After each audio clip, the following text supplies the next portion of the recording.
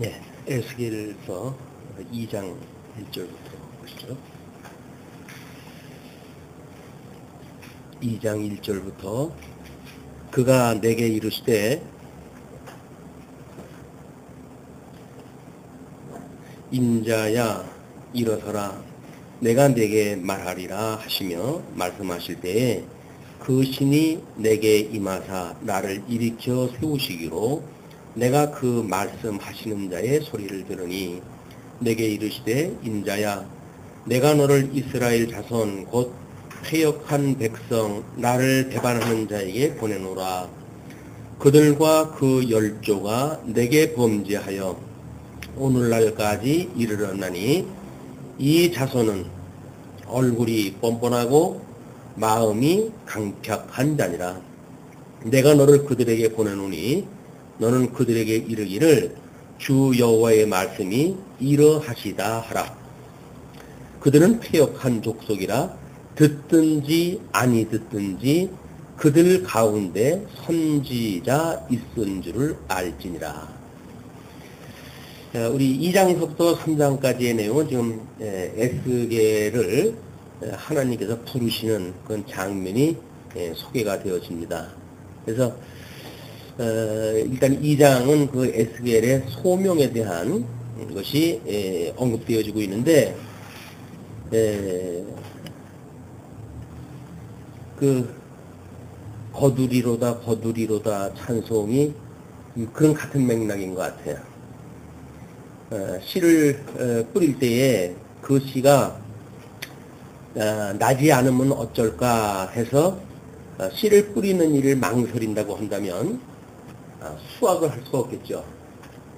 그런데 사실 예수님이 그 천국에 대한 비유를 하실 때 보게 되면 그 씨앗을 뿌릴 때 어떤 건 길가에도 떨어지고 돌짝밭에도 떨어지고 가시나무 떨기 아래도 떨어지고 그리고 옥토에도 떨어진단 말이에요.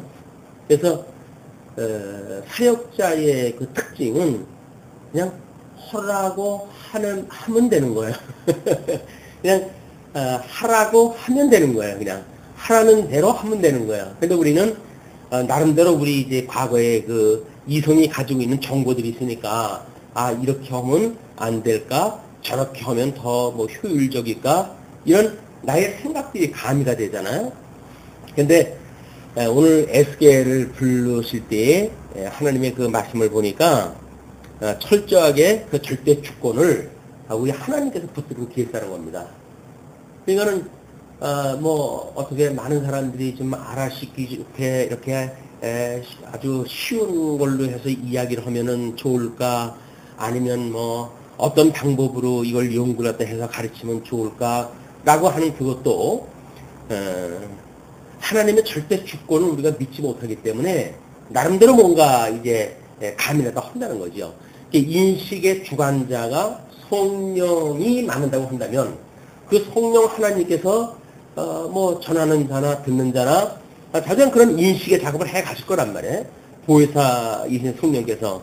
근데 우리는 근데 그거를 어떻게든지 어떤 인간들이 가지고 있는 경험의 세계를 비춰가지고 이러기도 저러기도 하고 그러는데 오늘 에스겔을 하나님께서 부르실 때에 한마디로 하는 이야기가 듣든지 아니 듣든지 듣든지 아니 듣든지 그냥 그렇게 전해라. 그냥 지금 이제 우리가 뭐 말씀을 전한다는 이야기는 그런 개념이거든요. 이 때가 605년에 1차 포로가 이루어지고요.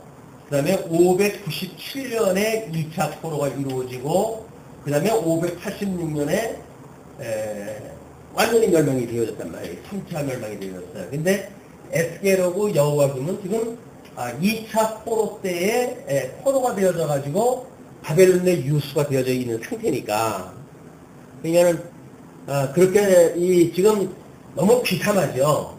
너무 비참하죠. 그러나 이때 사실 에스겔이 비참하게 봤던 거는 3차 때에 어떤 그런 지경을 모르기 때문에 그런지도 몰라요. 하나님께서 1차, 2차, 3차가 거듭할수록 이게 농도가 더 세어집니다. 그러니까 결국은 왕의 눈이 뽑혀가지고 완전히 성전이 무너지고 라고 하는 지경까지 아직 못 봤는데도 불구하고 에스겔이 당하고 있는 어떤 그 이스라엘에 대한 환란이 그게 다른 걸로 이제 본 거죠. 이해가. 그러니까 우리들의 경험 세계가 늘 그런 것 같습니다. 우리들의 경험 세계가 내가 좀 처해져 있는 것이 가장 큰 고통이라고 생각을 하는데 그건 아닌 것 같아요. 더 지나가다 보게 되면 더 심각한 그런 그 고통이 있다는 거거든요. 이거는 현재 있는 그런 그 상황 속에서 왜 하나님께서는 에스겔을 불러가지고 이제 그 선지자의 지금 제사장이었었잖아요. 이 제사장 역할, 이 제사장 가문에 있는 에스겔을 불러가지고 선지자로 지금 세우십니다. 이 선지자가 뭐 이사야나 예레미야나 뭐 예레미야도 이 선지 활동을 하면서 눈물로 보냈던 사람 아닙니까? 그런데 포로로 끌려가져 있는 상태 속에서 지금 하나님께서는 에스겔에게 전화기 듣든지 아니 듣든지 그냥 하라는 거예요. 이게 우리 이스라엘 멸망이라고 하는 하나님이 만들어 놓으신 계획하셨던 어떤 스케줄에 의해 가지고 이런 하나님의 그 말씀을 우리가 이해를 해내질 않으면 우리는 또 이제 어떤 부분적인 걸 가지고 곡해할 수 있는 거죠. 그러나 지금 이 하나님께서는 아직도 3차를 통해 가지고 완전히 이스라엘 멸망시키고 포로 70년이라고 하는 예레미야에게 약속했던 그 시간이 약정되어서 있기 때문에 이 시간까지 어떻게 가야 되는 겁니다. 그렇기 때문에 이 사람들을 보고 듣고 회개하고 지금 돌아오라고 하는 그것이 에스겔 선지자가 증거하는 내용은 아니에요. 그냥 알아듣든지 아니 듣든지 그냥 하라고 하는 걸로 보아서는, 그리고 그 뒤에다가 그것이 그렇게 했을 때 그들 가운데 선지자 있은 줄을, 그러니까 선지자가 있은 줄을 알게 하시기 위한 선이란 말이에요, 이게. 그 얘기는 지금 이야기해서 돌아올 때는 이미 지났어요, 이제. 이거는 주 70년 코로까지 갔다가 끝이 나야 되기 때문에, 다만 에스겔을 통해서 예언 활동을 한 것은 이들이 이제 점점 이게 진행될 거 아닙니까? 1차, 2차, 3차, 그래가지고 포로 생활 70년, 세대가 바뀌는 그런 그 과정 중에 하나님의 이 섭리가 진행이 되어질 텐데, 그때 선지자도 없고, 뭐, 이제 그 하나님, 그 이스라엘 어떤 성전에서 제사를 드리는 그런 그 일들도 없고, 그냥 포로 생활을 해가고 있는 사람들이니까, 에스겔에게 이런 선지자 예언을 했을 때, 그때 일어나는 사태를 보고, 선지자가 있었구나. 선지자 이 사람이 했던 이야기가 우리들이 그냥 건성 들었던 에스겔의 그 예언의 내용이 하나님께서 이 세웠던 선지자에 의해서 선포되어진 하나님의 말씀이 맞구나 라고 하는 거에 포커스가 맞춰져 있는 것 같아요. 그죠? 그렇게 되어져야 이제 나중에 회복되어진다고 하는 그런 그 이야기가 진행되어지는 이런 과정 중에, 이것도 끊임없이 이제 진행이 되어질 거예요. 말씀을 증거하고 뭐 듣지 않는 여러 가지 상황도 있고 그러지만은 점점 이런 것들이 진행되어져 가면서 하나님께서 어떤 깨달음을 주는 사람들은 이렇게 이건 에스겔이 예언했던 내용인데 이대로 되는 거 보니까 그 사람이 하나님께서 보내준 선지자가 맞네 라고 해서 하나님의 말씀을 기억해내는 사람들이 있을 수가 있죠. 그러나 이거는 동시다발적으로 만들어지는 것이 아니라 그냥 시간이 지나가면서 하나님께서 어느 정도에서 그 사람들의 깨달음을 주시는가에 따른 이런 거에 따라 가지고 시기가 각자 달라질 겁니다, 이게. 그걸 이제 우리가 뭐 때로는 믿음의 어떤 그런 그 수준으로 볼 수 있고 또는 어떤 영감에 대한, 영성에 대한 이런 그 문제로도 이제 판단할 수가 있겠죠. 그러니까 우리가 삶 속에도 마찬가지로 하나님께서 우리들에게 성경 66권을 통해 가지고 이미 하나님의 뜻이 무엇인지 우리 선포가 되어졌단 말이에요. 그런데 끊임없이 우리가 깨달아 간다고 하지만은 깨달아 가고 그러다가 또 뭐 지나가게 되면 다시 또 깨달음이 있고, 이런 것들이 어떤 그 진전적으로 발전되어지는 상황을 우리가 보게 되어지니까, 그럴 때마다 우리는, 성령께서 나하고 함께 하시는구나. 우리 오순절달 오신 성령께서 우리가 영원히 함께 하신다고 그러더니, 오늘 이와 같이 하나님의 말씀을 깨달음을 주시는 걸 보니까 성령께서 오늘도 나와 함께 하시는구나 라고 하는 걸 깨닫게 되어지는 거죠. 그러니까 선지자가 있음을 이 선지자가 있음을 그들에게 알게 하신다고 이야기했듯이 오늘날도 주님의 몸된 교회에서 하나님의 말씀을 들을 때 하나님의 이 선지 사역이 지금 성령을 보내가지고 지금 하시는 일 아닙니까? 그렇게 했을 때 우리가 말씀을 통해서 어떤 깨달음이 있을 때 성령이 나와 함께 하신다라고 하는 위로와 또는 더 큰 이 미래에 대한 소망과 성경에서 말하는 거 아직까지는 믿어지지 않는 그런 그 부분일지라도 아마 이렇게 기본적인 걸 이루어지는 걸 보아서는 근본적인 걸 이루어 주실 분이 아니겠냐라고 하는 우리 믿음의 단계를 더욱 굳게 해가시는 하나님의 섭리가 여기 있다고 보여집니다. 끊임없이 하나님의 말씀을 상고할 때 우리들한테 위로가 되어지는 것은 뭐 그때 당시에는 우리가 뭐 알아듣고 뭐 또 뭐 있는지 안 있는지 뭐 그러고 그냥 지나가는 일들이 많을 거예요. 그러다가 하나님께서 말씀을 깨달음을 주시게 됐을 때 하나님이 나와 함께 하신다고 하는 그런 우리가 위로를 받고 그래서 우리 주변에 대한 일들이 여전히 이쪽 궁극적인 목적을 이루어 가기 위한 수단이고 방법으로서의 이 범위가 해석이 되어지니까 이것이 어떤 영역이 됐든 뭐 사회적인 영역이 됐든 경제적인 영역이 됐든 정치적인 영역이 됐든 이런 것들이 궁극적 목적을 이루시기 위한 수단으로 이해가 되어지고 또 우리들의 해석이 이제 가능해지겠죠. 우리 삶의 현재 있는 삶에 대한 해석이 가능해진다. 뭐 이제 어르신네들의 그 고민이 병이 들어가지고 건강하시는 분이 병이 들어가지고 뭐 이제 수술 후에라도 자기가 그 건강했던 그때의 기억을 둔다는 거죠.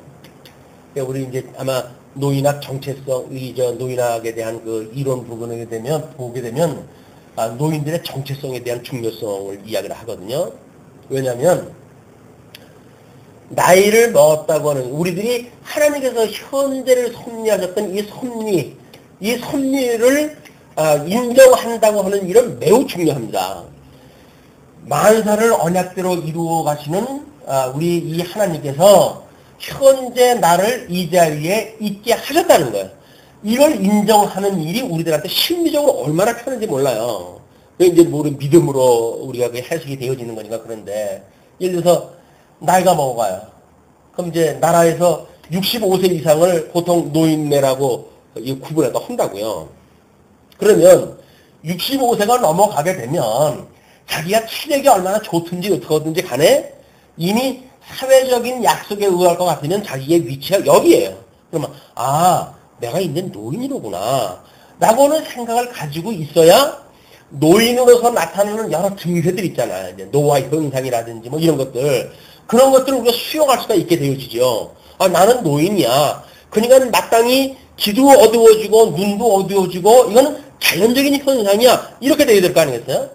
근데 이거를 인정하지 않게 되어지게 되면 현재 일어나는 모든 일들이 우리가 공포예요. 왜 이게 잘 보이더니 눈이 침침하고 안 보이지? 고민인 거예요. 하루에도 몇 군데씩 병원을 가다 출입을 갖다 해야 되고 왜? 이걸 인정하다 하지 않으니까. 그리고 병이 들었다. 그리고 뭐 이제 평균 연령이 뭐 남녀 합해가지고 82.3세다. 그러면 70대 후반대를 가게 되면 나도 이제 죽을 때가 가까워오는구나 라고 하는 것이 인정이 되어져야 하나님께서 나를 불러가신다고 했을 때 기꺼이 그러면 이제 다른 사람 삶을 살았어요 주님 하고 갈 수가 있잖아요. 근데 만약에 이것이 인정 안 되면 자기는 100세를 살아야 된다고 생각이 드니까 있는 대로 자기는 보약을 먹고 뭐 어떻게든지 보양을 해가지고 100세를 위해가지고 살아가려고 그럴 거 아니겠어요. 그러면 그 자녀들이 봤을 때 이제 그만 가셔도 되겠구만. 얼마나 나하고 같이 사시려고 저럴까. 우리 자녀들이 그렇게 볼 거라고요. 우리가 이 현재를 인정하는 일은 매우 중요하다. 이거는 이제 제가 이제 뭐 노인학에 관심이 있으니까 뭐 노인이 병드는 건 당연한 거 아니에요? 노인이 병들게 되면 하나님께서 인생 수완을 70이요 강건하면 80이라고 했는데 그러면 지금 뭐 때가 좋아가지고 평균 연령이 82.3세지만 이 70세, 80세라고 하는 거는 성경이 말하고 있는 범위입니다. 이거는 어쩔 수 없이. 지금 82.3세라고 하는 그 이야기는 평균 잡아서 그런 거지. 사실은 일찍이 이거 죽는 사람들을 보게 되면 뭐 이거 청년기에 죽는 사람들도 있고 다 그런 거 아니겠어요? 물론 뭐 100세까지 사는 사람들도 있겠죠. 이런 평균도 해가지고 지금 82.3세라고 하는 거니까.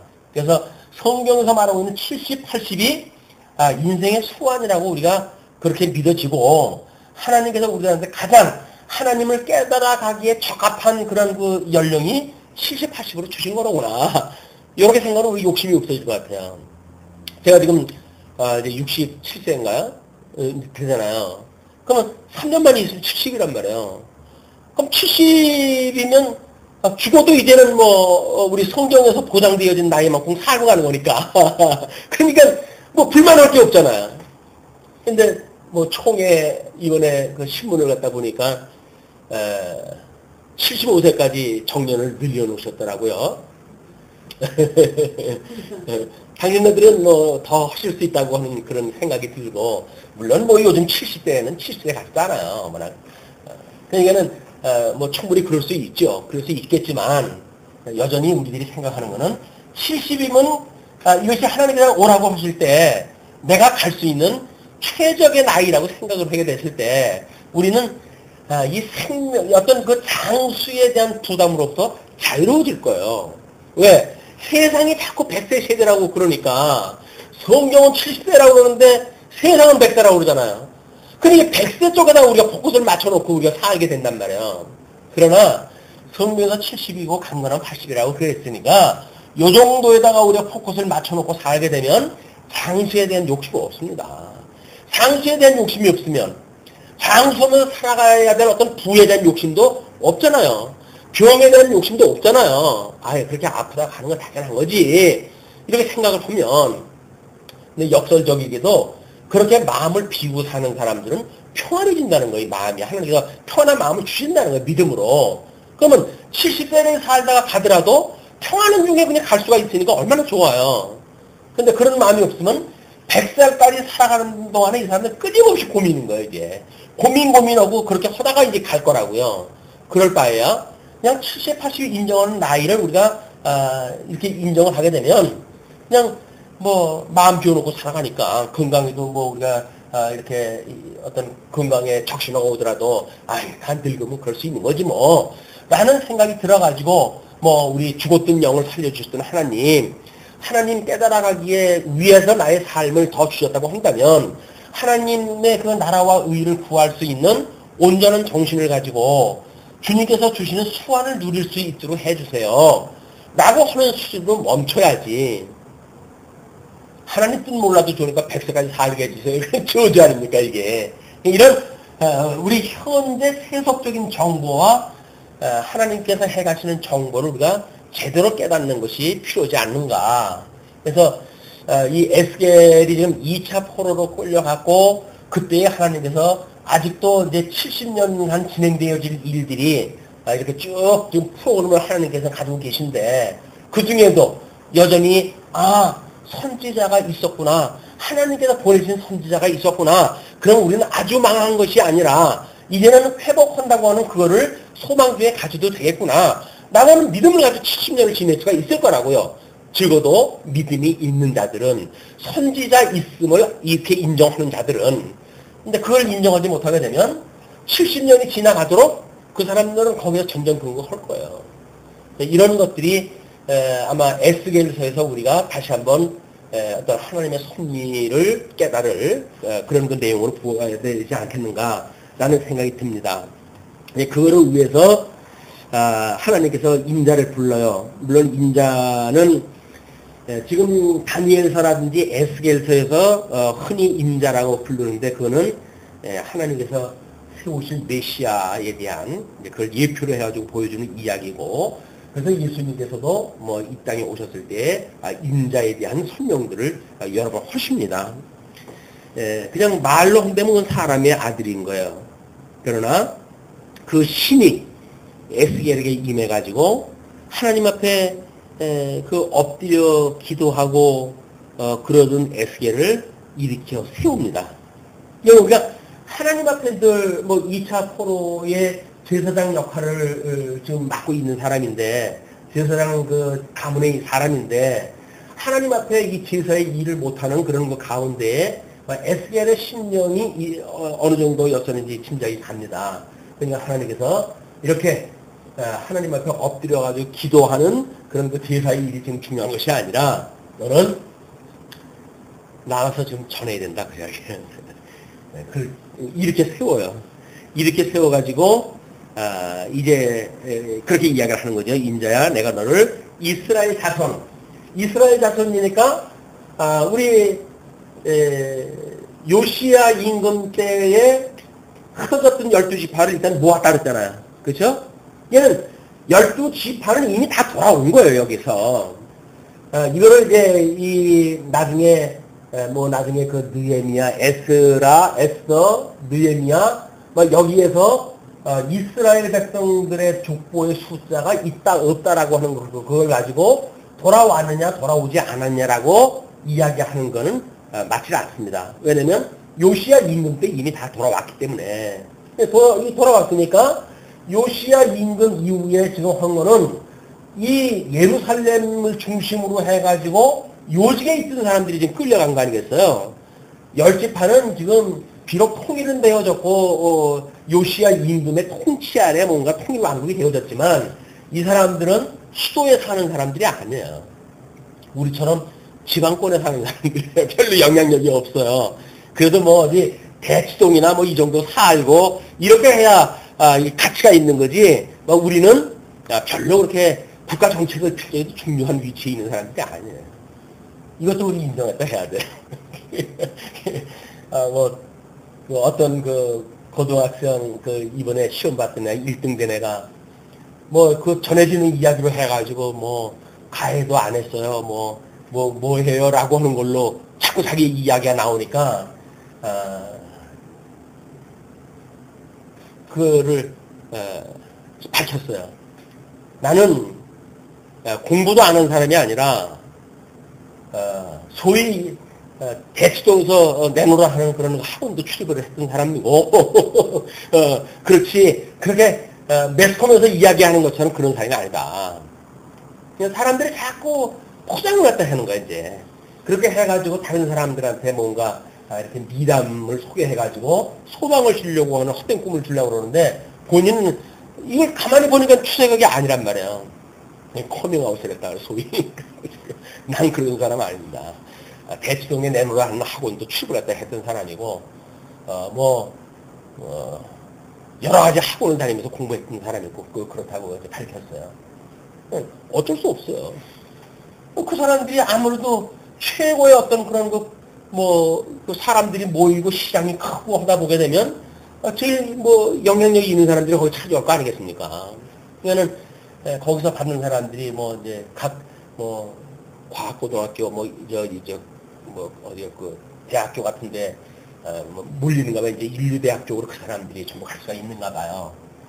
근데, 우리나라의 어떤 그런 풍토로 봐가지고는 일단은 학교 성적이 평생 자기의 운명을 좌우하는 일이라고 보여지니까, 행복이 거기에, 관점을 거기다 놓고 본다면, 그러나, 사실은 그렇지도 않죠.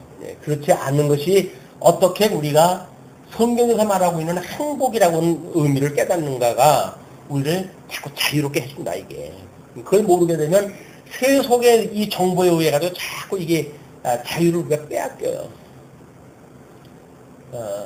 그것이 아까 지난 기도하실 때 그렇게 이야기를 했지만 성령께서 내재하심으로 해가지고 우리에게 주시는 자유예요. 그냥 어떻게 그냥 아무 생각 없는데 우리 들어가서 짠 하고 바뀌게 하는 것이 아니라 끊임없이 이런 그 인식의 세계를 통해 가지고 우리로 하여금 그 두꺼운 벽을 깨트려 나가게 하신다. 이스라엘 백성들은 12지파 다 돌아왔고 그래서 그 열조를 하나님께 표현하시기를 뭐라 그러면 얼굴이 뻔뻔하대. 뻔뻔하대. 참 하나님 표현도 상당히 원색적으로 하셔요. 얼굴이 뻔뻔한 이 얼굴이라고 하는 그거는 이게 신학적으로 이야기를 하게 되면 이게 예수 그리스도가 있어야 될 자리죠. 그리고 우리가 이야기를 한다면 성령이 거하는 처소이기도 해요. 이제 성령께서 우리들에게 죽었던 영을 살려나게 하시고 뭐 이런 그 내용으로 우리가 볼 수가 있는 거거든요. 그러면 하나님의 영광의 광채로 우리 예수 그리스도를 이 땅에 보내주셨다고 한다면 우리가 그 얼굴은 이스라엘 백성들 선민으로서의 그 얼굴이라고 하는 것은 적어도 하나님이 여호와라고 하는 것을 증거해내는 그런 얼굴에 광채가 있는 사람들일 거라고요. 전도서에 그랬잖아요. 이 얼굴이 이제 얼굴에 그 광채가 있게 되어지고 하나님의 말씀을 잘 듣게 되면 뭐 광채가 있게 되어지고 불순종을 갖다 하게 될 때는 그 얼굴이 상한 얼굴로 나타난다 이렇게 이야기를 하잖아요. 그 이야기는 뭡니까? 결국은 복음이 왔을 때 이걸 받아들일 사람과 그리고 받아들이지 않냐고 멸망될 사람은 나뉘어진다 그 이야기예요. 어둠의 권세와 빛의 권세로. 근데 이 빛으로 해가지고 하나님을 증거해야 될 사람들인데 패악한 그런 가운데 있기 때문에 이 얼굴들이 전부 예수 그리스도의 그 얼굴, 형상으로의 얼굴이 아닌 거예요. 그거를 뻔뻔하다 그 이야기입니다. 예. 어떤 진리를 왜곡시키기도 전혀 뭐 아무렇지도 않게 하는 사람들을 우리가 뻔뻔하다 그러잖아요. 자기 어떤 진실을 속이고도 그렇지 않은 것처럼 보이는 사람들을 저 사람은 상당히 뻔뻔하다 그렇게 이야기하잖아요. 그 이야기가 그런 의미가 담겨져 있다는 얘기 신학적으로. 그리고 마음이 강팍한 자니라. 내가 너를 그들에게 보내노니 너는 그들에게 이르기를 주 여호와의 말씀이 이러하시다 하라. 객관적인 진리만 선포해라 그 이야기예요. 자꾸 족달지 말고 저처럼 이게 사슬이 길게 하지 말아라 그 얘기입니다. 그러면서 이제 에스겔이 받은 계시가 이렇습니다. 인자야 너는 비록 가시와 찔레와 함께 처하며 정갈 가운데 거할지라도 그들을 두려워 말고 그 말을 두려워 말지어다. 이게 전부 세속적인 정보란 말이에요. 그때 이 바벨론 그런 그 권세 잡은 자들을 중심으로 해가지고 코로 온 사람들의 그 강팍한 심정을 가지고 그 말씀을 들을 사람들, 이런 사람들이 가지고 있는 정보들이에요, 이게. 그러니까는 지금 하나님을 인정해야 되는 선지자 에스겔이 이런 정보에 휘둘리지 마라. 너는 내가 전하라고 했던 그 말씀만 전해라 그 이야기예요. 그러면서 그것이 어느 정도냐면 가시와 칠레와 함께하고 정갈 가운데 거하게 되어진다 할지라도 그렇게 설명하다 하거든요. 거의 이 고난에 대한 예수 그리스도의 고난에 대한 그런 걸 예표적으로 보여주는 사건이기도 하겠죠. 그러니까 뭐 예수님이 십자가에서 못 박여 돌아가시는 것이 얼마나 비참하게 느껴졌으면 할 수만 있으면 순잔을 나한테 옮겨달라고 그러시겠어요. 그러니까 두려워하지 말라. 그러면서 그들은 거기서 재미난 거에 뭐라죠? 그 말을 두려워 말고 그냥 패역한 족속이라고 했을 때 그 말을 두려워 말라. 그 말은 어디에서 나오는 거예요? 강팍한 속에서 나오는 말이에요. 그죠? 예수님이 너희들 속에 들어가는 것이 더러운 것이 아니라 속에서 나오는 것이 더럽다고 그렇게 이야기를 했잖아요. 얘는 그 강팍한 마음에서 나오는 말, 그걸 두려워 말라. 그리고 어떤 얼굴을 무서워하지 말래요? 아니, 그 얼굴을 두려워하지 말래요. 어떤 얼굴? 뻔뻔한 얼굴. 예, 뻔뻔한 얼굴. 예, 그들은 심히 패역한 자라 듣든지 아니 듣든지 너는 내 말로 고할지어다.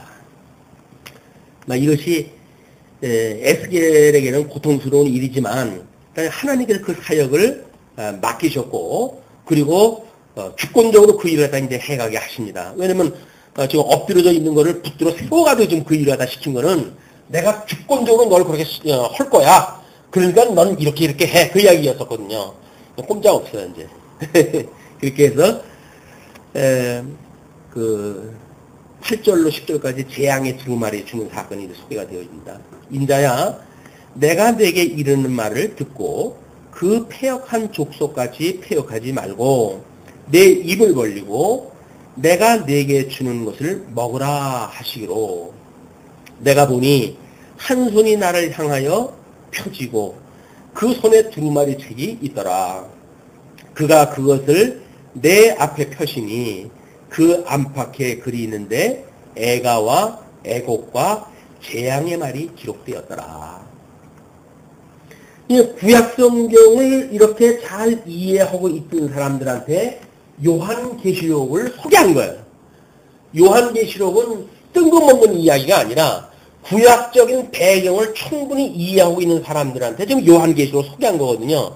그럼 요한계시록의 독자들은 그 독자가 어린아이라 할지라도 구약성경의 배경을 알고 있으면 그 내용을 알도록 되어져 있는 거예요. 그러니까는 지금 여기서 하나님께서 뭐라고 그러면 그 준 책에 보니까 애가와 애곡과 재앙의 말이 기록되어졌다고 그러잖아요. 그러니까 요한계시록이 전부 그런 이야기들이에요. 전부 재앙, 뭐 일곱 나팔 재앙, 일곱 인에 대한 뭐 그런 권능에 대한, 일곱 나팔의 재앙에 대한, 일곱 대접의 진노에 대한 전부 그런 것들이에요. 그런 것들이 하나님이 나를 보호하시게 되면 나를 그런 데로부터 지나가게 하실 거야 라고는 믿음을 가지고 있는 사람들은 담대한 믿음으로 거기 지나갈 수가 있죠. 그러나 그렇지 않은 자들은 거기서 다 하나님의 그 진노 앞에 다 이게 진노를 받고 마는 겁니다. 우리가 이 믿음으로 산다는 이야기는 지금도 마찬가지죠. 만약에 요한계시록의 이제 2장, 3장에서 그 하나님의 나라에 대한 약속은 일곱 교회에 대해서 이제 약속을 하잖아요. 그 약속이 나중에 지금 가만히 있다가 세상 종말에만 나타나는 이야기가 아닐 거 아닙니까? 왜? 이쪽에서 일곱 교회에게 이야기했는데 일곱 교회에게 약속했던 것이 부분적으로 그 사람들이 살아가는 중에 성취되어지는 것이 없다고 한다면 어떻게 그 말을 믿겠어요? 그래서 이렇게 살아가면서 하나님께서 이 요한이 이렇게 이야기하더니 하나님께서 이렇게 섭리해 가시네. 이런 것들이 여기서 이게 이루어져야 된단 말이에요. 이거는 에스겔의 말씀을 들었을 때 부분적으로 70년을 살아가면서 하나님께서 이렇게 이루어지는 겁니다. 선지자가 있는 게 맞구나 라고 이야기했던 것처럼 요한계시록도 일곱 교회에게 보여줬던 모든 그런 약속의 내용이 부분적으로 성취되어진 내용들을 통해 가지고 요한이 이렇게 이야기했던 그 내용이 이루어지는 거 보니까 이건 하나님의 말씀이 맞구나. 이 하나님의 말씀이 맞는 거 보니까 하나님이 여전히 살아계시고 그분께서 우리를 위해서 여전히 중보기도가 하고 계시고 그분께서 보내신 성령이 우리와 함께하는 것이 맞아. 라고는 믿음을 가지고 이 환란의 계획을 살아갈 거 아닙니까? 그러니까 일곱 교회에게 약속했던 요한계시록은 이방인 시대에도 이것이 성취되어진 사건이에요. 이거를 어떤 세대주의자처럼 이렇게 일곱 교회가 어떤 이거는 에베소 교회 시대고 이거는 서머나 교회 시대고 이렇게 구분하다 하는데 그렇지는 않습니다. 요한계시록의 일곱 교회 한 거는 공식적인 사건이에요. 이거는 어느 때든지 이 심지어 종말 때까지도 이 일곱 교회가 약속했던 것들이 다 그냥 이루어지는 사건이란 말이에요, 이게. 그러니까 이런 개념으로 우리가 성경을 보지 못하게 되면 마치 우리는 상관없는 이야기를 치부하게 돼요. 그러니까 상관없다고 한다면 성경 66권을 우리가 다 이제 안다고 그러면서도 나하고는 상관없는 시대를 살게 되어지니까 지금 하나님께서 이스라엘 백성들한테 강팍하고 얼굴이 뻔뻔하다 그러는데 지금 시대에 살고 있는 나하고 뭔 상관이 있어? 이런 오해를 하게 되죠. 그러나 마찬가지다. 우리가 진리를 가리는 이런 일을 하게 되면 얼굴이 뻔뻔한 거야. 비진리의 세력을 가지고 정당하고 하는 그것은. 그러나 지금 이제 이렇게 에스겔의 내용, 구약성경의 내용을 가지고 우리는 다니엘서도 마찬가지지만 이렇게 묵시문학적으로 보여준 것들을 요한계시록에서 그대로 차용을 갖다 해가지고 설명을 하기 때문에 지금 에스겔서의 이 강의는 요한계시록의 강의의 기본이에요. 베이스예요. 이 베이스를 충분히 파악이 되어져야 여기서 그냥 읽어만 나가도 그렇구나 이렇게 이해가 되어진단 말이에요. 이런 구약 신학적인 어떤 그런 그 의미를 전혀 배제한 채 요한계시록의 직강에 들어간다? 그런 의미가 없어요. 뭔 얘기냐 도대체. 이렇게 돼버릴 수밖에 없다. 자, 그러면서 그 3장으로 이제 넘어가게 되면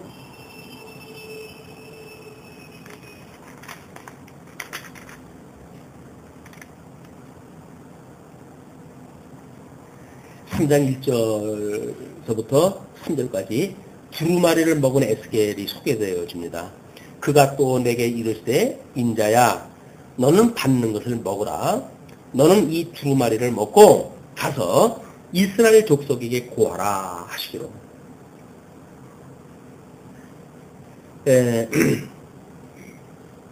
요한계시록에도 두루마리를 먹는 장면이 또 나와요. 그러니까 여기서 우리가 그 내용이 잘 파악이 되어야 됩니다. 그러니까 그 두루마리를 주어가지고 먹고 그리고 가가지고 이스라엘 족속에 고하래요. 이거를 우리들의 어떤 그 믿음의 개념으로 이제 이거를 해석하게 되면 말씀이 주신 예수 그리스도를 우리가 먹죠. 떡을 떼고 잔을 떼고 이렇게 해가지고 그걸 먹어요. 그래서 비로소 우리는 예수 그리스도와 한 몸이 되어졌다고 하는 세례를 체험하게 되어지고 그 세례를 받은 이후에 우리의 삶이 증인의 삶이에요. 증인의 삶. 그러니까 우리들의 이런 그 내용이 에스겔서를 통해 가지고 약속되어진 예수 그리스도에 대한 이런 것으로 한번 걸쳐지고 예수 그리스도로 성취되어진 사건이 성도들에게 나타나는 사건이 이 사건이라고요. 지금 이 오신 예수 그리스도가 에스겔이 그 두루마리를 먹었다는 이야기는 이미 예수님이 구약의 모든 성경을 응하시기 위해서 돌아가신 거예요. 돌아가신 것이. 그리고 그걸 응하시기 위해서 또 부활을 하신 거예요. 그것을 우리한테 보여주는 사건이 예수님의 죽으심을 기념을 해가지고 떡을 떼고 잔을 나누고 이렇게 함으로 해가지고 정체성을 우리가 인정을 하고 난 그리스도의 것이야 이렇게 인정이 되어지는 상태로 증인의 삶을 살아가게 되어진다. 그러니까는 이 두루마리를 먹는다고 하는 그런 그 입장은 우리는 지금 말씀을 먹는 거 아닙니까? 일용할 양식을 주시옵고 이렇게 이야기를 하잖아요. 그 일용할 양식이라는 것이 바로 언약되어진 메시아의 사건이고 그 언약되어진 대로 성취되어진 사건이 신약성경이에요. 우리가 끊임없이 주기도를 갖다 할 때 일용할 양식을 주시옵고 라고 하는 그 이야기는 단순한 그런 말씀이라고 하는 개념으로 압축을 시켜버리면 의미가 이제 좀 분명해지지가 않으니까 그거는 성경대로 죽고 성경대로 살아나신 그 예수 그리스도의 이야기를 하는 거야. 이분을 믿는다고 해야 우리가 끊임없이 세상에 대하여 죽고 성령에 대하여 다시 살아나는 우리들의 정체성에 대한 끊임없이 성장에 대한 걸 확인하게 되어지죠. 그냥 말씀을 먹고 라고 이야기만 우리가 그냥 간단하게 설명이 되어지게 되면 뭐 성경 공부하니까 말씀 먹은 거 아니야?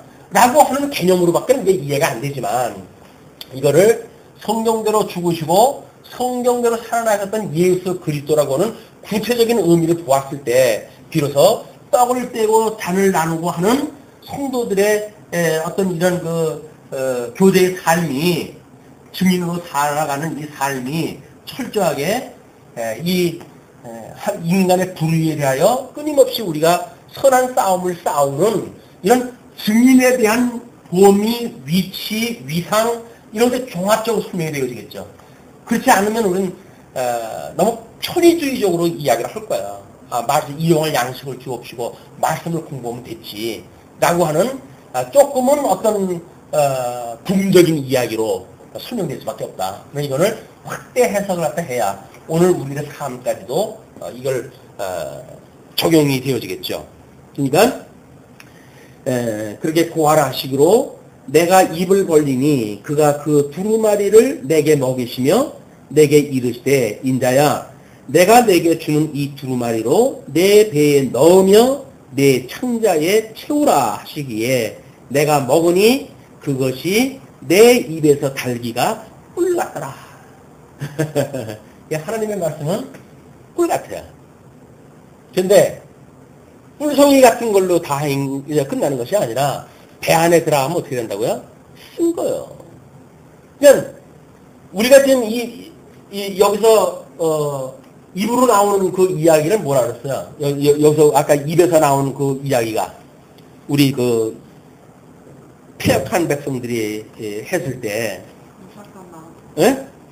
네, 강팍한 자, 이 속이 완전히 이 죄악으로 해가지고 아주 가득 찬 데에서 나오는 일이 이것이 저주를 퍼붓는 말이 나온다고 그러지 않았습니까? 그러니까 이렇게 되어지는 것을 오히려 말씀을 먹고 창자에 채우래요. 창자에 채우라는 이야기는 너희 내면 세계에 이걸 충만케 해라 그 얘기겠죠. 그러면 요 말씀을 먹었을 때 입에 너무 달대요. 근데 여기까지 들어갔을 적에는 쓴 거예요 이게. 결국 우리가 말씀을 듣고 예수 그리스도가 내 죄 때문에 돌아가셨대 라고 하는 것까지 듣게 되면 우리는 그래서 내가 자유를 얻은 거야 라고 너무 달콤한 이야기예요. 예수님이 내 죄를 용서해 주셨어. 얼마나 달콤한 이야기예요.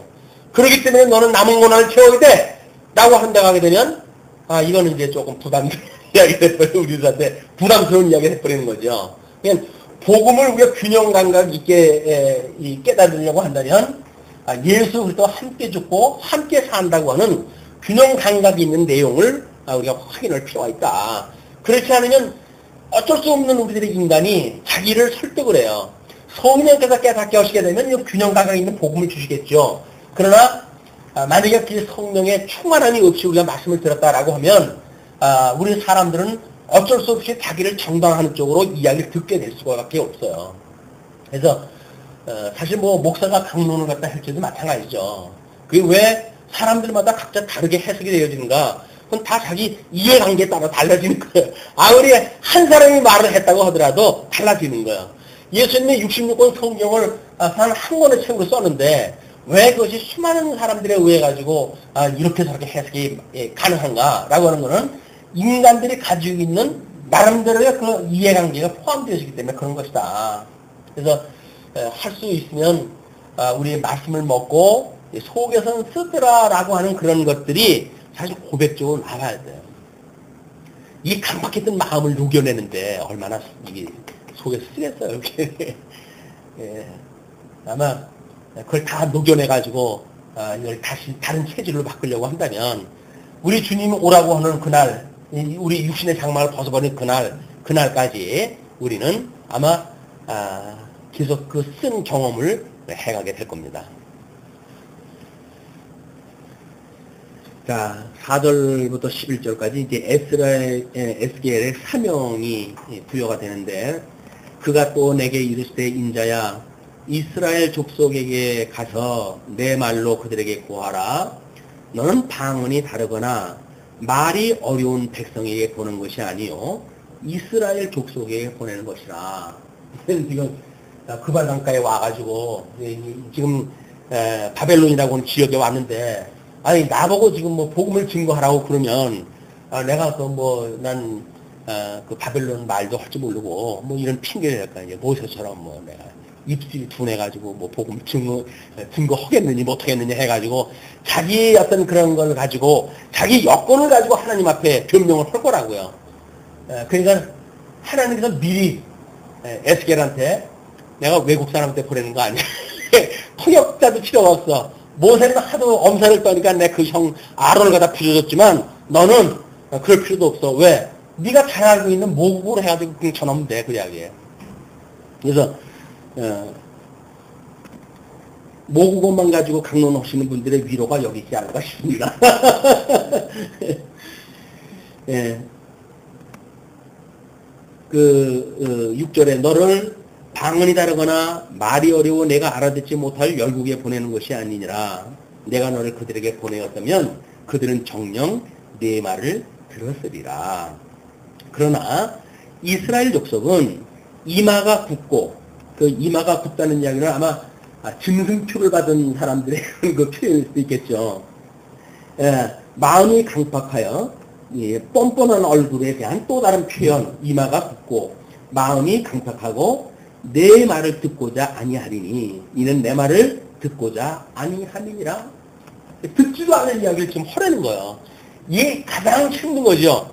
에스겔이 뭔가 하나님의 말씀을 증거했을 때 사람들이 아멘으로 화답을 갖다 하고 뭔가 그렇습니까 해가지고 일이 돼야 이게 신바람이 나도 날 텐데 혼내는 이야기가 하나님은 네가 그렇게 증거해. 그리고 증거한다고 해서 걔들이 네 말 듣지는 않을 거야. 완전 짐 싹 빼놓잖아요. 이게 하나님의 절대 주권을 우리가 인정하지 않으면 맥빠질 수밖에 없는 사건인 거예요. 아마 모든 사역자도 마찬가지죠. 우리가 복음을 증거하기 위해서 때로는 초대해가지고 식사도 하고 이렇게 하면서 했는데 복음을 증거했더니 외인걸 엉뚱한 소리나 해가면서 곁떠나가고 이런 자리에 흔들리겠어요. 그렇게 되게 되면 우리가 그 사람한테 그냥 하나님의 말씀, 복음을 증거한 것이 아니라 우리 교회에 오라고 했던 초장장을 보낸 거죠. 우리 교회 안 오는 현상 때문에 힘들어질 수가 있단 말이에요. 그러나 하나님의 말씀은 심판의 말씀 아니에요. 듣고 믿어가지고 구원에 이르든지 듣고 믿지 않아도 멸망에 이르든지 하는 하나님의 심판의 선고입니다. 오늘 심판자로 보내주신 거예요. 이제 그러니까는 이 판사가 객관성을 가지고 해야지 어떤 한쪽 편을 들어가지고 하면 안 되잖아요. 이 불택하는 백성은 강하게 이거는 네 개를 가라 라고 할 수가 있어야지. 그래도 인지상정으로 해가지고 너하고 나하고 사이에 그럴 수 있냐. 제발 좀 우리 교회로 와라. 이렇게 해서 이게 어떤 분응하게 되면 오히려 상처가 싫습니다. 그냥 객관적인 복음만 증거를 했다 하면 그가 믿고 돌아오게 되면 하나님의 구원을 이루게 되어지지만 그렇지 않으면 멸망에 이르게 되어진다. 이것이 아마 강론한 사람한테는 이것처럼 아주 위로가 되어지는 이야기가 없어. 만약 강론하는 자가 말을 못하고 어쩌고 해가지고 그렇게 해가지고 교회가 부흥이 안 된다 어쩐다 그러면 얼마나 부담을 오겠어요. 저 편견에다 그러는 것이 아니라. 근데 그러면 어쨌거나 이 말씀이라고 하는 거는 우리 사도행전에도 확인되는 거 아닙니까? 말씀을 증거했을 때 귀를 막고 안 듣는 사람들이 있잖아요. 근데 어떤 사람들은 그 말을 듣고 싶어가지고 막 회개 역사가 일어나고 그러잖아요. 이건 어쩔 수 없이 성령께 사시는 역사지. 어떤 도구로 쓰이는 인간 자체에 있는 능력 가지고 하는 일들이 아니다.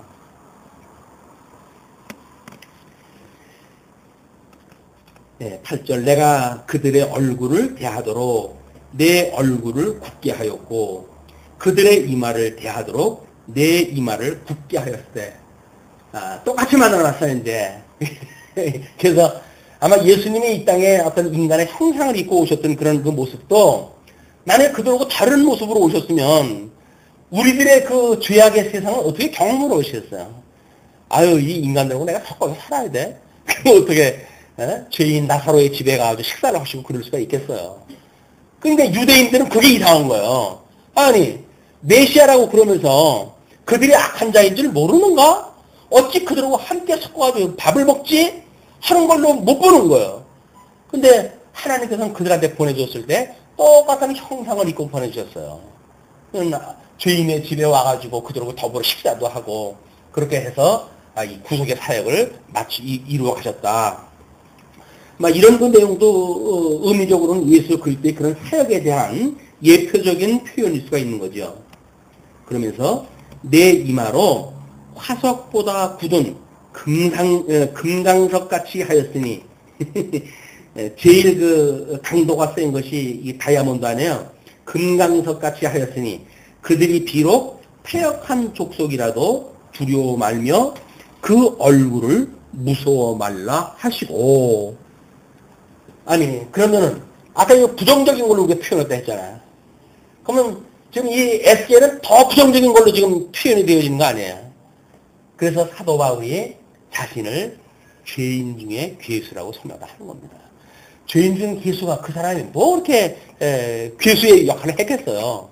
그러나 그가 봤을 적에는 이 진리를 왜곡하고 그리고 예수 믿는 사람을 박해했던 그런 그 입장에서 봤을 적에 더 큰 죄인의 모습으로 자기를 표현한 거죠. 우리들이 다른 사람 앞에 의를 드러내려고 하는 것이 아니라 오히려 하나님 앞에서 나 같은 죄인이 없어요. 그런데도 불구하고 주님께서 나를 살리셨는데 그렇다고 한다면 다른 사람의 허물에 대하여 우리가 좀 더 넓은 마음을 가지고 이 복음을 증거하고 오래 참을 수 있는 그런 그 믿음을 주세요. 라고 하는 것이 우리들이 가져야 될 예수 그리스도의 심장이겠죠. 그걸 우리가 온유한 심정이라고 이렇게 얘기합니다. 예, 온유한 심장을 가지고 그런 때를 우리가 기다리는 것, 그것도 또 믿음의 한 표현이겠죠. 그러면서 또 내게 이를 때 인자야 내가 내게 이를 모든 말을 너는 마음으로 받으며, 예, 마음으로 받으래요. 근데 우리 그게 표현을 했을 때 이 육과 영이 있었을 때 이 영이 중생이 되었으면 이 중생 되어진 거를 우리가 지혜로 이렇게 이야기했을 때 드디어 성령께서 주시는 어떤 그 말씀, 이걸 이제 뭐 다른 그 중요한 교훈이라고 이렇게 이야기를 하고 있지만 이 교훈의 말씀을 이렇게 마음으로 깨달아, 이렇게 깨달아, 그 다음에 알고, 그 다음에 믿어, 그 다음에 하나님을 경외하게 하시는 것이 인식의 원리라고 이렇게 이야기했단 말이에요. 인식의 원리예요. 그러니까 우리들이 육체가 가지고 있는 것으로 이제 모든 정보가 들어오니까 외부 정보는 우리 육체적인 어떤 그런 기관을 통해서 들어오지 않습니까? 그냥 귀로 듣는다는 이야기는 이 정보로 들어오는 거예요. 이게 눈으로 보고 귀로 듣고 뭐 이렇게 하는 거는 외부 정보가 돌아오는데 성령, 이 인식의 주관자인 성령께서 하셨을 때에는 깨달은 것이 어디로부터 깨달아지냐면 마음으로부터 깨달아진다는 거예요. 예, 마음이 어디인지 뭐 시기가 어디인지 모르겠어요. 그러나 이스라엘 지도를 보니까 애굽하고 가나안 것 사이에 광야에 있는 것을 보아서 중간중에 있지 않는가 이렇게 보여지는데 이건 깨달아 알고 믿어가지고 경외하게 하시는 전 인격적인 신앙생활을 해가야 합니다. 네.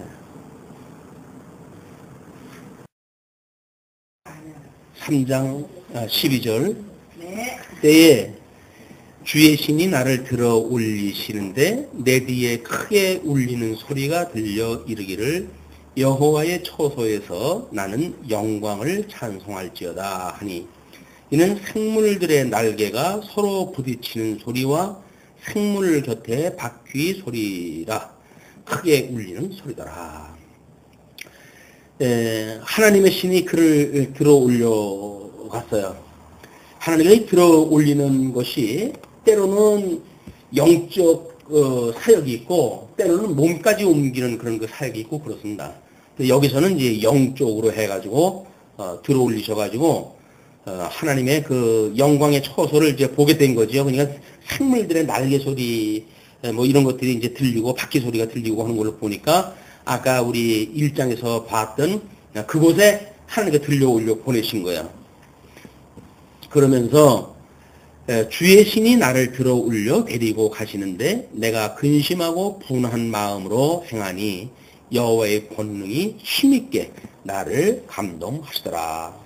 그래서 지금 현재 그 들어 올렸을 때에 에스겔이 가지고 있는 심리적인 상태가 지금 뭐 말하는 거 걱정하지 마라. 그 다음에 뭐 속은 이제 이거 먹고 났을 때 그 속이 쓴 거 뭐 이런 거 개념으로 봤을 적에는 몹시 지금 걱정되어진 상태 속에서 진행을 갖다 하는 겁니다. 그러니까 하나님이 뭐 들어올리고 이 천상세계를 보여주고 그랬다고 해가지고 편안한 마음으로 뭐 하나님께서 나하고 함께 하시는데 이래가지고 평안한 중으로 가는 것이 아니라 그럼에도 불구하고 지금 근심하는 마음을 가지고 거기에 가게 되어진 거죠. 그래서 여호와의 권능이 힘있게 나를 감동하시더라. 이에 내가 데라빕에 이르러 그 사로잡힌 백성 곧 그발 강가에 거하는 자들에게 나아가 그 중에서 민다피 7일을 지내니라. 일단 그쪽까지 갔으면 뭐를 일을 하게 하셔야 되는데 하나님께서 아무런 말씀도 안 주셔요. 그래서 그냥 그렇게 일주일 지났어요. 하나님께서는 뭐 도착하자마자 뭐 이런 대단한 그 일들을 하는 경우도 있지만 뭐 사도 바울 같은 경우도 다메섹도상에서 예수님을 만나고 근 3년간을 아라비아로 가가지고 이제 그 신학에 대한 걸 하나님께 다시 정리하고 깨닫는 이런 그 시간들을 주시고 그러지 않습니까? 그런 뒤에 이제 그 사역을 펴가게 하시는데 이렇게 에스겔도 일주일 동안 거기서 그냥 민답히 보내게끔 되어졌어요. 근데 그 16절서부터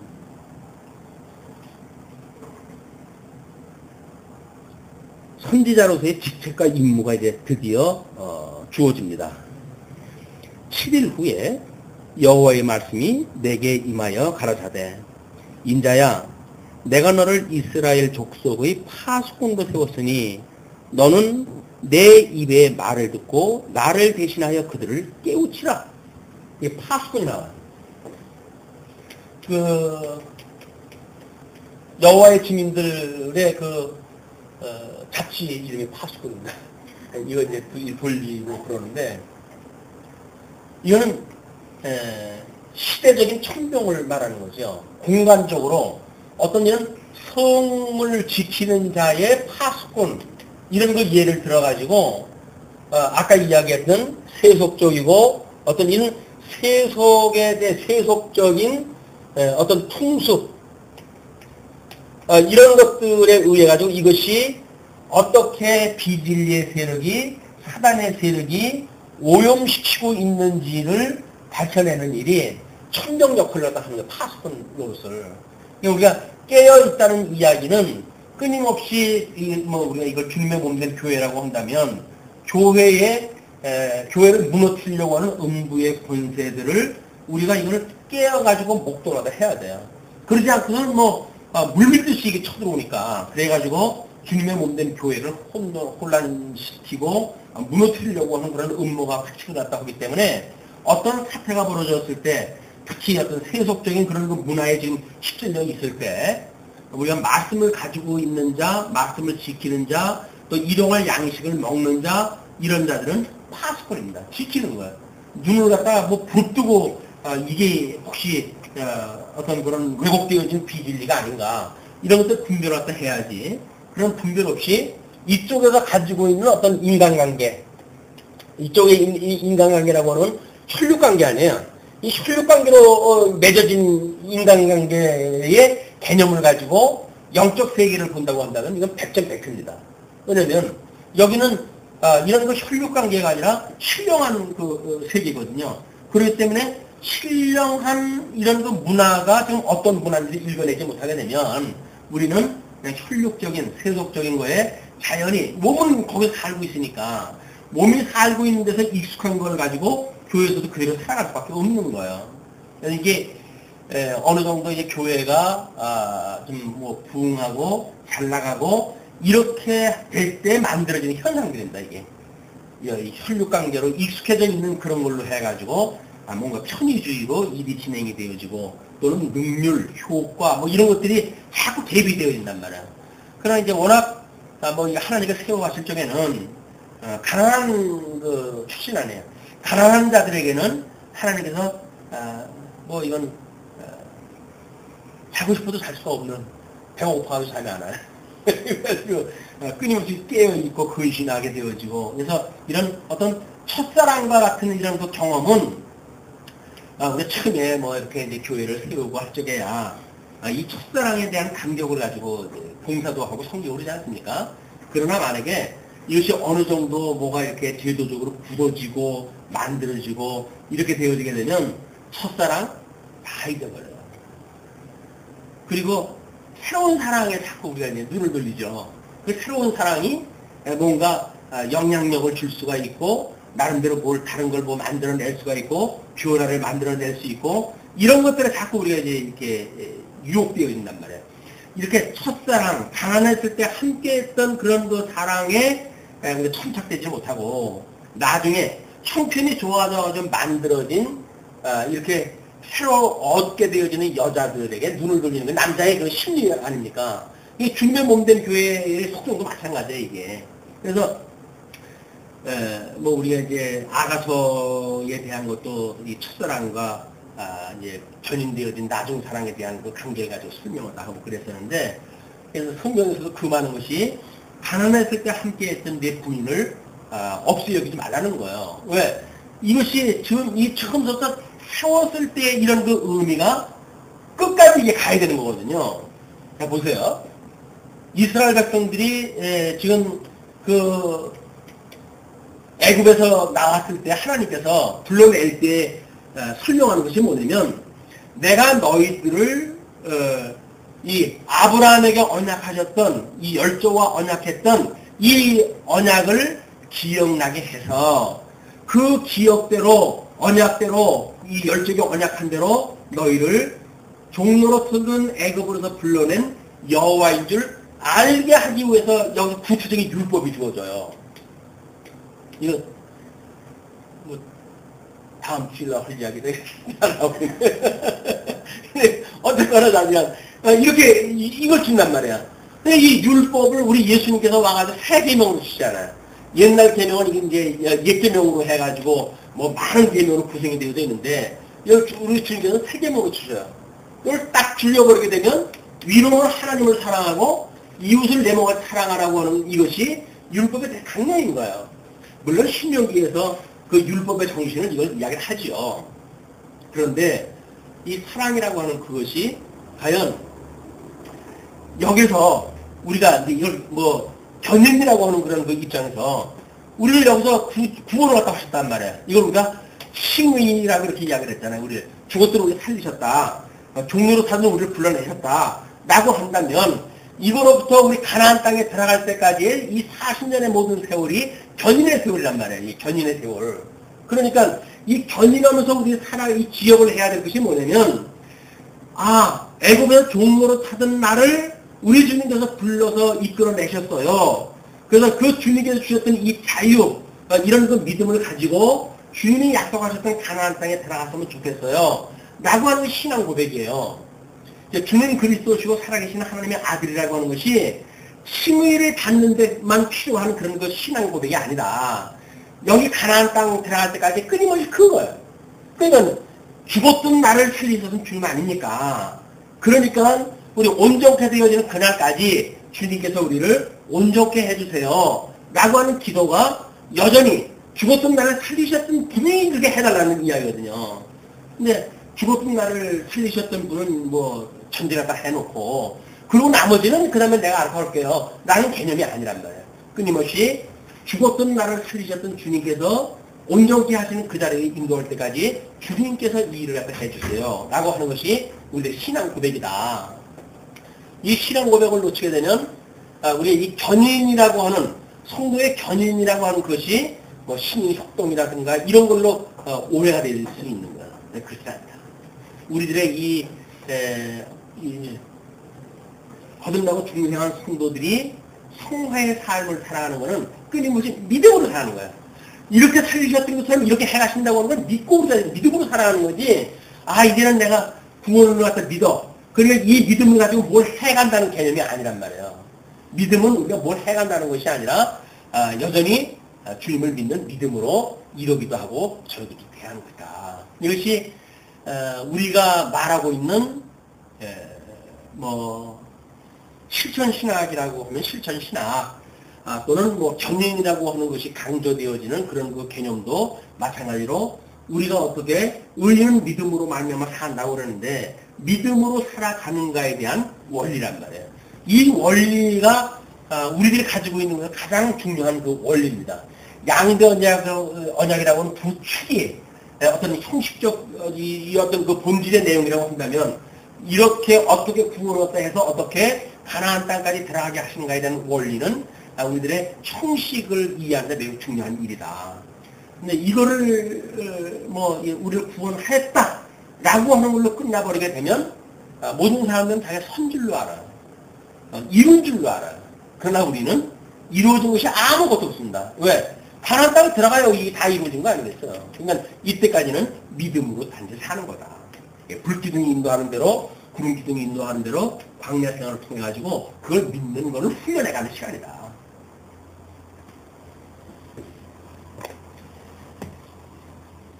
그러면서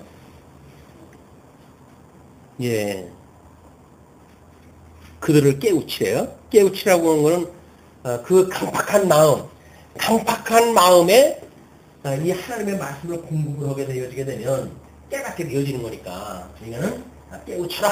그 이야기는 네가 깨우치라는 이야기가 아니라 말씀에 깨우치는 능력이 있는 거니까 그렇게 해라 그 얘기죠. 말씀대로 이루어질 거니까 그렇게 해라 그 얘기죠.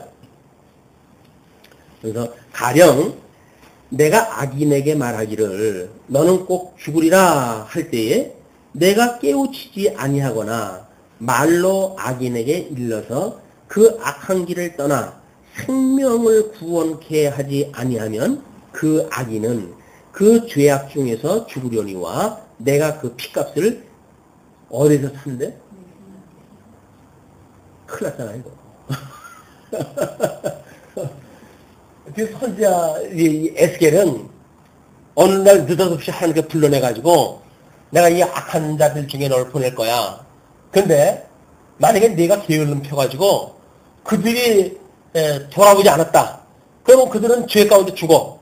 그러나 그 피값을 너한테서 살릴 거야. 이게 온전히 죽으신 예수 그리스도가 아니면 이게 될 수가 없는 거예요, 이게. 예수 그래서 우리를 대신해서 돌아가신 거예요. 우리 피값을 하나님께서 이분한테 찾아냈다니까요.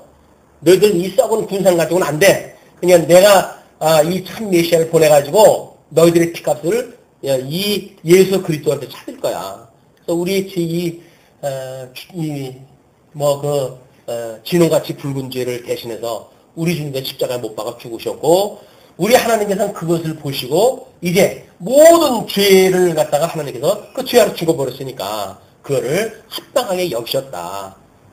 그 이야기는 하나님이 이 땅에서 죽으신 걸 하나님께 기쁘시게 여기셨다는 거예요. 놀라운 사건 아닙니까 이게. 도대체 우리 피조물들이 뭔데 우리 주님이 이 땅에 오셔서 하나님이 십자가 못 박아 죽임까지 당하셔야 되겠냐고요. 그 은혜가 얼마나 큰지를 모르게 되면 우리들은 여기서 구원받았다고 하는 그것도 관념적인 거고 광야 40년 동안 우리가 살면서 이쪽 가나안 땅 들어가서 정의하는 걸 배우는 시간이야 라고는 개념도 잊어버리고 여기서 뭘 이루려고 해가지고 이제 사생결단을 하게 되어지니까 이거는 아무런 의미가 없다. 여전히 우리를 불러내셨던 그 하나님께서 가나안 땅을 건너가게 하셔야 되고 요단강을 건너가게 하셔야 돼요. 그 요단강을 건너가게 하셔가지고 오순절단 성령을 주셔가지고 성령으로 하여금 하나님의 나라가 세워지는 거 아닙니까? 그러니까 예수 그때 6월절 잔치 이후에 오순절을 통해 가지고 권능을 받고 그리고 주님의 몸된 교회가 세워져가지고 끝날 수장절을 지키게 되어지는 거예요. 그때 믿지 않는 자는 이제는 용서가 없어요. 이때는 그 예수 그리스도에서 피값을 하나님이 하셨지만 이때는 모든 자들을 지임번호다 하실 때가 온다. 우리가 얼마나 은혜 받을 만한 시대에 살고 있는 겁니까? 놀라운 시대에 우리가 살고 있는 거야. 이것만 해도 우리가 감사하지. 뭐가 부족하다고 이루고저루고 할 게 뭐가 있겠어.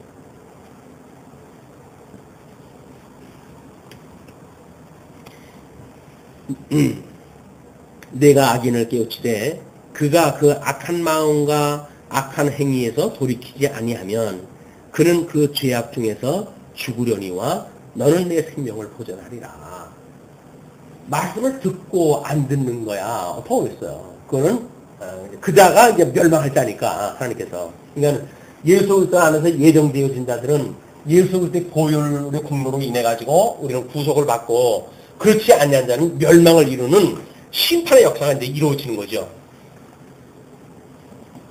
그러면서 20절 또 의인이 그 의에서 돌이켜 악을 행할 때에는 이미 행한 그 의인은 기억할 바 아니라 내가 그 앞에 거치는 것을 두면 그가 죽을지니 이는 내가 그를 깨우치지 않음이라. 그가 그 죄 중에서 죽으려니와 그 피값은 네 손에서 찾으리라. 착한 자도 만약에 복음을 듣지 못해가지고 이걸 못 들었다라고 한다면 그거를 이분한테 피값을 찾는 거예요. 예수님이 오셔서 복음 증거한 거 온 천하에 지금 한 거 아니잖아요. 그럼에도 불구하고 이것이 예수님은 창세전에 책정되어진 자 때문에 전부 피 흘려 돌아가셨어요. 그래서 비로소 예수 그리스도의 그 사건 이후에 이방인들도 구원을 받는 역사가 이루어지는 거죠. 그의 제자들을 세워가지고 너희들은 모든 나라에 가가지고 모든 사람들한테 제자를 삼고 우리 세례를 주어라 라고는 예수 그리스도의 분부에 의해 가지고 땅끝까지 복음이 증거되어지는 그런 과정을 통하지 않고는 온전한 예수 그리스도가 이루어질 수가 없는 거예요. 그래서 주님께서는 이 놀라운 우리들 하나님의 언약의 외인이었던 우리들에게도 이 말씀을 듣게 하시고 구원의 역사가 이르게 하신다. 이 요한계시록에 지금 그 7교회 이게 전부 아시아 그 끝반도에 있는 쪽의 지역 아닙니까? 그쪽에 물론 착한 백성들이 많이 있었지만 그러나 그런 자들에게 주어졌던 그 약속도 이게 이루어진 거예요. 이게 뭐 313년에 이르기까지 종교가 이렇게 공식적으로 인정되어지기까지 이 로마 황제의 이 10여 명의 그런 그 황제들에 의해 가지고 유대교뿐만 아니라 기독교조차도 얼마나 박해받았는지 몰라. 수없이 죽어갔어 이때. 그 죽어갔던 것이 7교에 약속했던 것이 이루어지는 현장 들었어요. 지금이라고 해서 이게 없습니까? 이때는 혈육적으로 해가지고 노골적으로 공격을 해왔지만 지금은 뭘로 공격을 해와요? 아주 뭐 천사의 얼굴로 가장을 해가지고 아름다운 문화라고 하는 풍습이라고 하는 철학이라고 하는 세계를 가지고 우리 공격을 해오잖아요. 여전히 지금 우리도 이스라엘이 지금 구원받을 때가 아니지만 우리 이방 끝자락에 있는 우리들도 이 말할 수 없는 어둠의 공격을 지금 우리가 받고 있다. 그러므로 이 파수꾼이라고 하는 것은 혈육적인 어떤 대적을 막는 데 있는 것이 아니라 이제는 영적으로 깨어 있을 때가 오늘의 때다. 근데 하나님께서 우리들에게 이 놀라운 말씀을 주셨다는 이야기는 왜 전하지 않으면 안 되잖아요.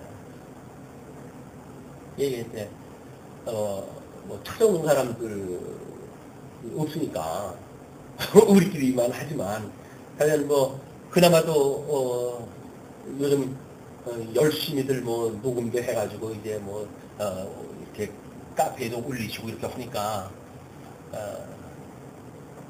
누가 보겠냐. 그러나 오래되어진 거 이제 우리 루머서로부터 이제 올리기 시작을 했거든요. 거기를 보게 되면 제보들 들어가도 보셨더라고요. 그나마도 이렇게 보시고. 그거는 어떻게 됐건 나중에 우리가 하나님 앞에 이렇게 허락하신 대로 했어요라고 할 수 있는 어떤 피격거리는 되지 않는가. 아무것도 안 하고 아이고 내배 불렀네 그렇게 사는 것이 아니라 그런 사역을 통해 가지고 끊임없이 주님의 삶을 살고 있는 것으로 위로가 되어집니다.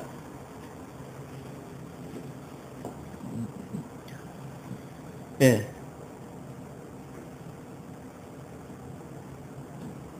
21절 그러나 내가 그 의인을 깨우쳐 범죄치 않게 하므로 그가 범죄치 아니하면 정령 살리니 이는 깨우침을 받음이며 너도 내 영혼을 보전하리라.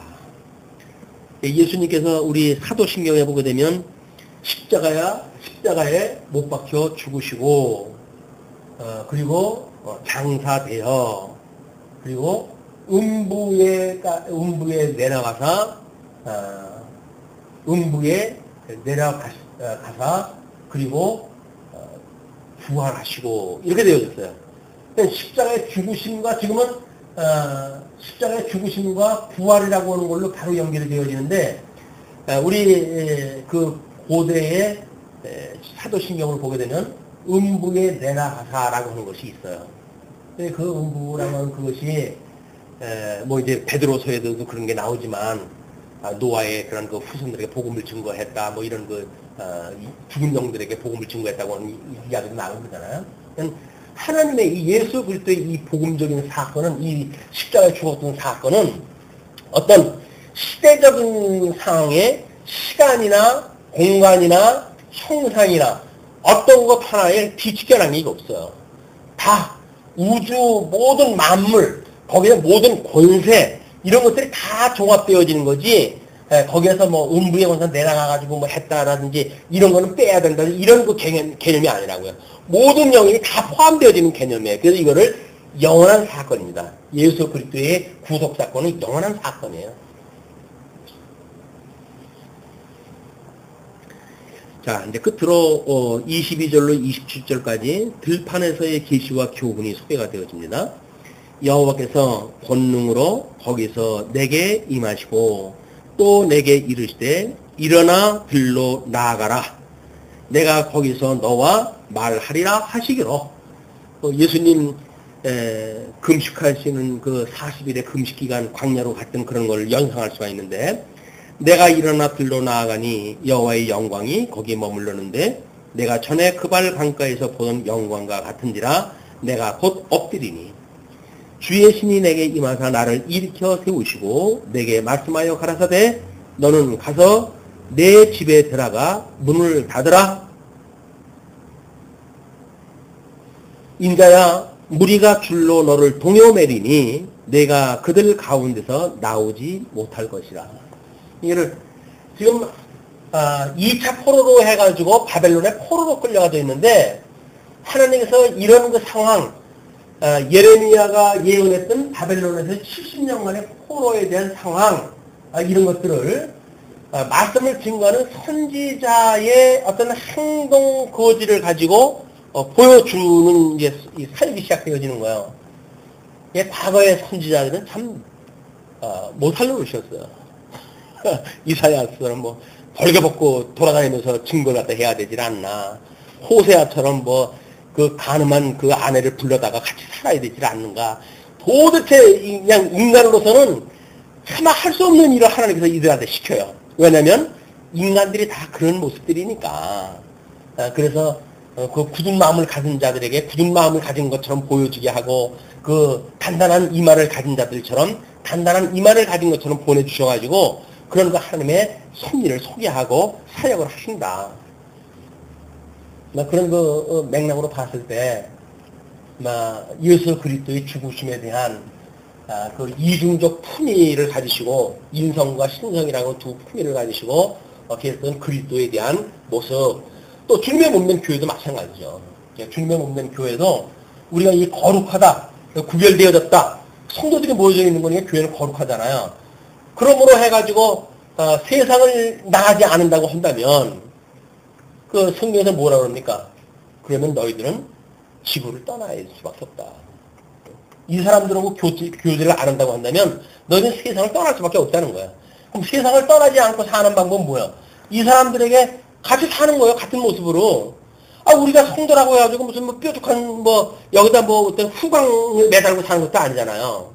다만 같이 살면서 그들에게 그리스도가 그의 뜻이 우리도 복음을 증거하는 일이다. 이것이 전도하는 삶이에요. 나는 거룩하기 때문에 너희들하고 같이 상종을 못하겠다 이놈들아. 이렇게 해가지고 그들하고 벽을 쌓고 사는 것은 온전한 삶의 방식이 아니죠.